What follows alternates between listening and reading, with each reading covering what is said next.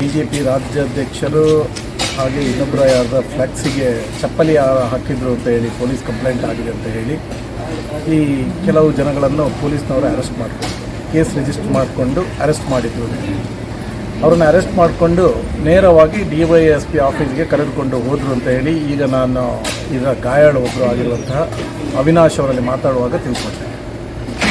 ಬಹಳ ಆಶ್ಚರ್ಯದ ವಿಚಾರ ಏನಂತ ಹೇಳಿದರೆ, ಒಂದು ಬೇಲೇಬಲ್ ಅಫೆನ್ಸ್ನಲ್ಲಿ ಪೊಲೀಸ್ನವರು ಈ ರೀತಿಯ ಅಮಾನುಷ ಹಲ್ಲೆ ಮಾಡುವಂಥದ್ದು ಎಲ್ಲಾದರೂ ಕಾನೂನಿನಲ್ಲಿ ಅವಕಾಶ ಇದೆಯಾ ಅನ್ನೋದು. ಯಾಕೆಂದರೆ ಈ ಬಗ್ಗೆ ಈಗಾಗಲೇ ಪೊಲೀಸ್ನವರು ಅವರನ್ನು ಈ ಅಮಾನುಷ ಹಲ್ಲೆ ಮಾಡಿ ಅಲ್ಲೇ ಬಿಡ್ತಾರಂತಾದರೆ ಇದು ಬೇಲೇಬಲ್ ಅಫೆನ್ಸ್. ಬೇಲೇಬಲ್ ಅಫೆನ್ಸ್ನಲ್ಲಿ ಈ ರೀತಿಯ ಹಲ್ಲೆ ಮಾಡಲಿಕ್ಕೆ ಎಲ್ಲಾದರೂ ಅವಕಾಶ ಇದೆಯಾ? ಒಂದು. ಎರಡನೇದಾಗಿ ಅವರು ಹಲ್ಲೆ ಮಾಡಿ ಆಯಿತು, ಇವರು ಅಲ್ಲೇ ಸ್ಟೇಷನ್ ಬೇಲ್ನಲ್ಲಿ ಬಿಟ್ಟು ಅವರಿಗೆ ಆಗಿದ್ದಂಥ ಗಾಯದ ಬಗ್ಗೆ ಪೊಲೀಸ್ನವರಿಗೆ ಹೊಡೆದವರಿಗಂತೂ ಖಂಡಿತ ಅವ್ರಿಗೆ ಗೊತ್ತಿತ್ತು, ಅರಿವಿತ್ತು. ಅವರನ್ನು ಆಸ್ಪತ್ರೆಯಲ್ಲಿ ಏನಾದರೂ ತಂದವರಿಗೆ ಚಿಕಿತ್ಸೆ ಕೊಡುವಂಥ ಕೆಲಸವನ್ನಾದರೂ ನೀವು ಒಂದು ಮಾನವೀಯತೆ ದೃಷ್ಟಿಯಿಂದಾದರೂ ಮಾಡಿದರೆ ನೀವು ಇಲ್ಲ.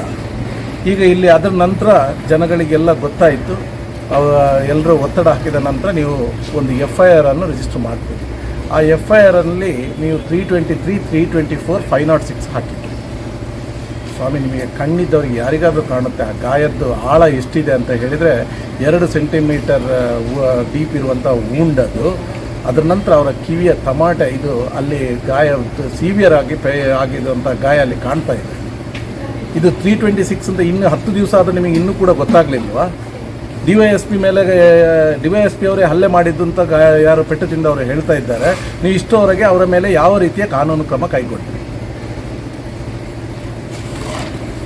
ಖಂಡಿತವಾಗಲೂ ಸರ್ಕಾರ ಇದನ್ನು ಹೀಗೆ ಬಿಡುವುದಿಲ್ಲ. ಸರ್ಕಾರಕ್ಕೆ ಪೂರ್ಣವಾದ ಮಾಹಿತಿಯನ್ನು ಕೋರಿದೆ. ಈಗಾಗಲೇ ನಾವು ಇವತ್ತು ಅವರ ಗಾಯಾಳ ಬಗ್ಗೆ ಈ ಬಗ್ಗೆ ವಿಚಾರಣೆಯನ್ನು ಮಾಡಿಕೊಂಡಿದ್ದೇವೆ. ವೈದ್ಯಾಧಿಕಾರಿಗಳನ್ನು ಕೂಡ ಭೇಟಿ ಮಾಡಿಕೊಂಡಿದ್ದೇವೆ. ಆ ಗಾಯದ ಯಾವ ರೀತಿಯ ಗಾಯ ಇದೆ, ಹಾಗೆ ಅವರ ಕಿವಿಗೆ ಆದಂಥ ಇದನ್ನು ಕೂಡ ಸ್ಕ್ಯಾನಿಂಗ್ ಮುಖಾಂತರ ಎಲ್ಲ ಡಾಕ್ಟ್ರಿಗೆ ಈಗ ಅರಿವಿಗೆ ಬಂದಿದೆ. ಇದು ಗ್ರೀವಿಯಸ್ ಇಂಜುರಿ ಅನ್ನೋದನ್ನು ಡಾಕ್ಟ್ರು ಕೂಡ ಈ ದಿವಸ ನಮ್ಮಲ್ಲಿ ಹೇಳಿದ್ದಾರೆ. ಅದರಿಂದ ಈ ಮುಖಾಂತರ ನಾವು SP ಅವರನ್ನು ಹಿಂದೆ ಭೇಟಿ ಮಾಡಿ ಈ ಗಾಯಾಳಿಗೆ ಆದ ಗಾಯದ ಬಗ್ಗೆ ಡಾಕ್ಟರ್ ಅವರ ಅಭಿಪ್ರಾಯವನ್ನು ತಿಳಿಸಿ ಇಮ್ಮಿಡಿಯೇಟಾಗಿ DYSP ಅವರನ್ನು ಮೇಲೆ ಕೂಡ ಕಾನೂನು ಕ್ರಮ ತೆಗೆದುಕೊಂಡು ಅವರನ್ನು ಕೂಡ ಅರೆಸ್ಟ್ ಮಾಡಬೇಕು. ಈ ರೀತಿಯ ಘಟನೆ ಮುಂದೆಂದೂ ನಮ್ಮ ಜಿಲ್ಲೆಯಲ್ಲಿ ರಾಜ್ಯದಲ್ಲಿ ಖಂಡಿತವಾಗಲೂ ನಡೀಲಿಕ್ಕೆ ಕಾಂಗ್ರೆಸ್ ಸರ್ಕಾರ ಬಿಡುತ್ತಿದೆ. ಪುತ್ತೂರಿನಲ್ಲಿ ನೂತನ ಅಲಂಕೃತವಾದಂತಹ ಗೃಹೋಪಕರಣಗಳು ಈಗ ಫ್ಯಾಕ್ಟರಿ ರಿಯಾಯಿತಿ ದರದಲ್ಲಿ. DG furniture factory outlet May 8ರಂದು ಬೆಳಗ್ಗೆ 10 ಗಂಟೆಗೆ ಉದ್ಘಾಟನೆಗೊಳ್ಳಲಿದೆ.